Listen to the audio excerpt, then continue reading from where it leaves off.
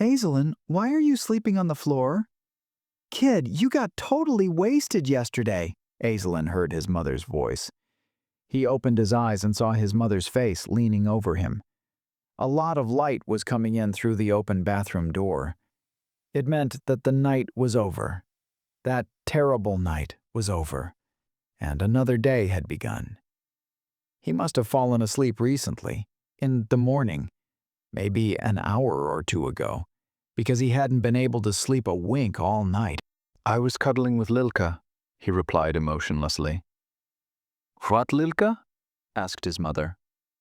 Azalen noticed that Lilka was not lying next to him, but that he was lying alone on the floor with his hand stretched out toward the empty rug. Lilka was standing over him next to his mother's leg, wagging her tail happily, without feeling the need to help him in any way. Because she's already up. She was lying here earlier, said Azalen, and got up himself. He ignored his mother's confused look and took his blanket to his room, spread it on the bed, and stretched his aching back. It was aching after several hours of lying on the hard, cold bathroom tiles. He looked out the window. It was bright, nice, and pleasant.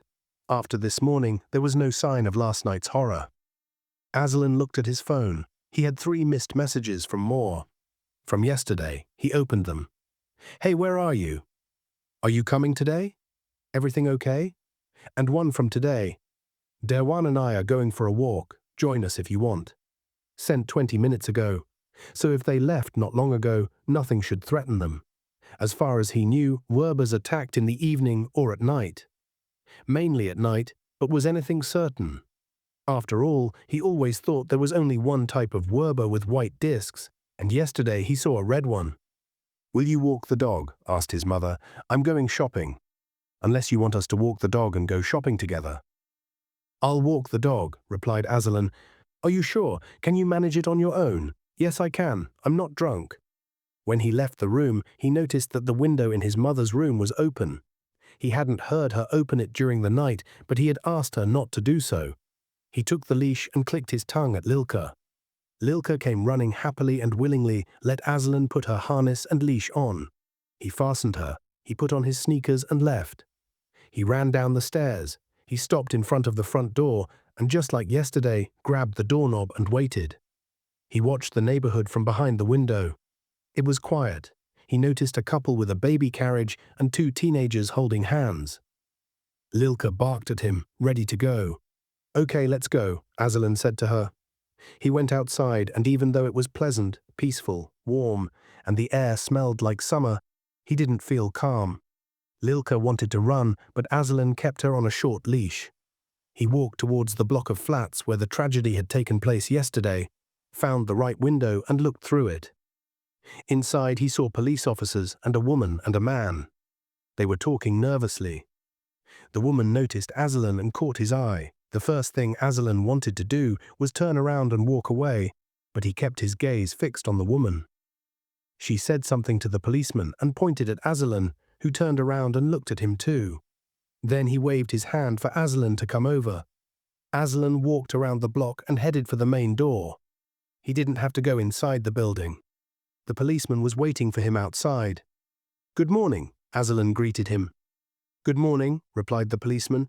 Your neighbor said she saw you in the building yesterday. Apparently you were in the apartment. Could you tell me what happened there yesterday? It started with a loop, replied Azalen.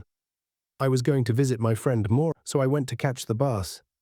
It was pretty empty, there was no driver, and a Werber appeared at the bus stop, but not a standard one, a red one. Different. I don't know if it does anything different. It looked different. I ran away. I mean, not alone. With a girl. There was a girl on the bus. I grabbed her and we ran away, said Azalen. Didn't the Werber chase you? He did, but a different one, not the red one. A different one? Asked the policeman. Yes, a standard one. White, not red. And you got away from him? Somehow we managed. Azalen didn't want to mention the disc, afraid that the policeman would think he was making it up. After all, the disc was unusual, and he hadn't told anyone about it except his friends. That's pretty strange, considering how fast they are. Maybe he didn't have much energy left, or he was busy with someone else. I don't know. Everything happened so fast. And then what? Then I came here. I ran here, actually, he corrected himself.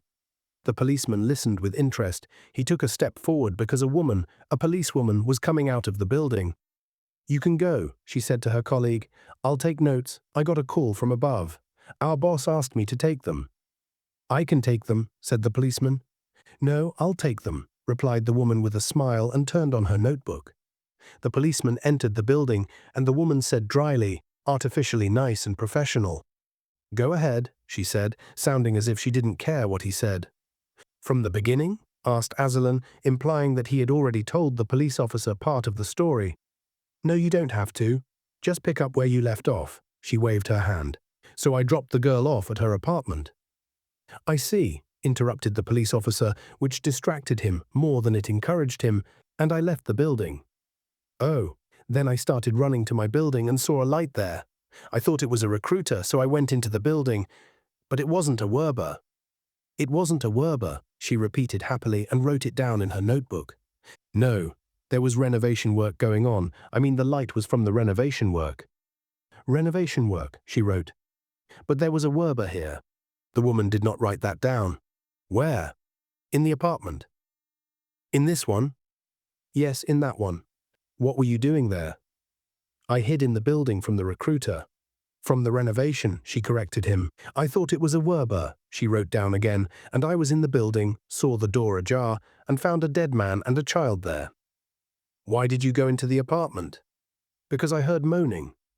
There were 2 Werbers in the apartment. She didn't write that down again. So you were there after they were already dead? The man was still alive, but the child was not. Okay, thank you, she replied kindly and firmly, and again added an artificial smile. Azalen actually felt dismissed, although he didn't know why. After all, she listened to him and took notes, but not complete ones. Maybe she already knew, or maybe she would add more later. It was more about the energy. Even though she was nice, he felt like an intruder telling her this. He pulled Lilka along and they headed towards the park. Between the park and the bus terminal, Azalen noticed a police car and several bodies lying close to each other. He didn't know if they had been laid out on the concrete or if several people had been attacked right there. The Tumult sign was above all the bodies. He approached the bodies and had the impression that he recognized one of them. It was probably the woman from yesterday, the girl's mother. He wasn't sure because he hadn't looked at her very closely yesterday. It was dark and she was obscured by the red light. Azalen headed towards the park. There, he let Lilka run around and play with other dogs. He received another message. Are you coming? He remembered that he had forgotten to reply and that he hadn't shown up for their meeting yesterday. Double fail. Yes, gladly. Where are you? We're sitting on the wall behind my apartment building, came the reply. The boy called his dog, put on his leash, and went to the agreed-upon place. There he found his 2 friends, Moore and Derwan. Moore was blonde with light blue eyes and a wide jaw. Derwan had brown hair, slightly lighter than his. Until now, because today was the first time Azalen had seen his friend in his new look. Derwan's head was shaved and white paint was applied where his hair used to be. He had the same earrings he had worn for several years. On one ear, he had 2 small rings, black and lilac, and a grey earring in the shape of a dog's paw print. On the other ear, he had a lower earring with 3 rectangles, 2 shorter ones and the longest one in the middle. Both earrings were part of a symbol that Derwan had tattooed on his forearm, a Slavic symbol of death mixed with a dog's paw. It was supposed to symbolize rebirth, new strength, or rather the destruction of the Werbers and the end of Tumult. Derwan's green eyes turned toward Azalen. Damn, Moore was dying of worry about you, he shouted at him. It's good that you're here, because I had to listen to him worrying and worrying all the time. You didn't say a word all night, Moore explained when Azalen came closer. I know there were connection problems yesterday, but we were supposed to meet. You know where I live, so when you didn't show up, I was afraid something might have happened. Especially since there were rumors of Werbers appearing in your neighborhood and the surrounding area. But we only found out about that today. From the newspapers? From the news? Azalen asked with conviction in his voice. No, Derwan laughed. There was some information on the internet this morning, but it quickly disappeared and was replaced by a fire in the youth housing estate. A fire, Azalen was shocked. Yes, a fire, Derwan said mockingly. I know about the Werbers from rumors, from people, neighbor to neighbor and so on. But why are they writing that? Azalen was boiling with anger. Politics, Derwan continued. Our government doesn't want to have bad relations with Tumult, so before they cause fear, panic and outrage, they want to cover up the mess and check behind their backs to see what's going on. That's what I think. But that doesn't make sense. So we're going to let Tumult attack us, kill people and pretend nothing happened. Until they decide something, I guess that's the plan, replied Derwan. And Tumult will tell them it was an accident, began Azalen. And they'll gladly buy it, interrupted Moore. Have you seen the posters? What posters? Around town, Moore replied, and Derwan laughed. Beautiful posters, said Derwan. A couple dancing a Polish folk dance in traditional costumes, and next to them a recruiter dressed in Polish accessories and elements of costume. Next to them on the poster is the inscription Dance of Joy, symbolizing the improving relations between the two countries. Poland and Tumult. They've been hanging there for several days thanks to our government, and you want them to write in the news that he killed someone. But the last time was 7 years ago. That's what they say. And that's the end of it. Nothing threatens us anymore. That's what they say. And the fact that he continues to poison us, well, it's not so easy to disarm a laser once it's been set up. They're trying, but it will take years. At least that's what they say, Derwan concluded amusedly. Then why weren't you there yesterday? Moore asked. Because I met the Werbers, the ones who supposedly weren't there. Moore waited for Azalen to elaborate. Not today, replied Azalen. I'll tell you about it another time. Right now, I'd like to look for the disc. Which one? Yours? Asked Moore. Yes, that one. I threw it at the Werber yesterday and I don't know where it is. Maybe I can find it near the loop. I feel safer with it. Without it, it's like I'm missing an arm or a leg. No wonder. It saved your life twice now, said Derwan. We'll gladly help you look for it. Derwan jumped off the wall, grabbed Azalen by the arm and hugged him. Let's go, he said. It might come in handy again. They went to the bus stop. The bus arrived in a moment. They rode 3 stops and got off near the terminus. They just had to cross the overpass. As they ran, Derwan showed Azalen the poster hanging on the overpass he had mentioned. Here, for example, he said to him, there are quite a few of them.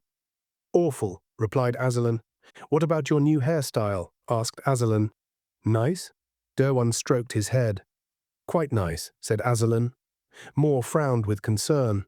Azalen took this as a bad sign. It just reminds me a little of the hairstyle worn by the people from the recognition group. Moore frowned even more, and Azalen knew he was on the right track. Unfortunately. Because it is. I met a few people there recently. They seem like nice people. We got to know each other, became friends. Derwan, they're total idiots. They scare people, they rob them. Those are just rumors, said Derwan. Not at all, you know that. Why are you getting involved? You know how they usually end up. In prison, or they become junkies, Moore finished for him. Rumors again, said Derwan. Derwan thinks they have information about the missing Duis, explained Moore. Oh my, now that's gossip, said Azalen, and Derwan gave him a look. Nevertheless, Azalen continued. It doesn't exist. Not at all. It exists, and it's super powerful. Once we find it, we'll be free of Tumult once and for all. Okay, say you believe in Santa Claus, Azalen began to argue with him. That's completely different. The lost Duis exists, and I'm going to find him, and you can laugh all you want. You're risking your future and joining a group of people who are dragging others down for something that doesn't exist. For something that does exist. Anyway, even if they didn't exist, these people are cool, and I get along well with them. We're talking about the same group, Azalen asked irritably. The same one, Derwan insisted. Anyway, it's my life and none of your business. You're our friend, Moore interjected. Just a friend, Derwan replied. At the end of the day, everyone looks out for themselves. Whatever you say, Azalen replied angrily, and they walked in silence for the rest of the way to the loop. Only there did they communicate with each other in a few dry sentences about where they would look for the disc, and after several dozen minutes, Derwan found it under one of the benches. Azalen was incredibly happy and also incredibly angry. He had the disc, and he thought he would never find it, so it was probably some kind of miracle, but Derwan found it. So he felt he owed him a debt of gratitude and couldn't give him a hard time anymore, even though he really wanted to. Why did he have to be the one to find it? He asked himself as he hid it in his pants under his shirt.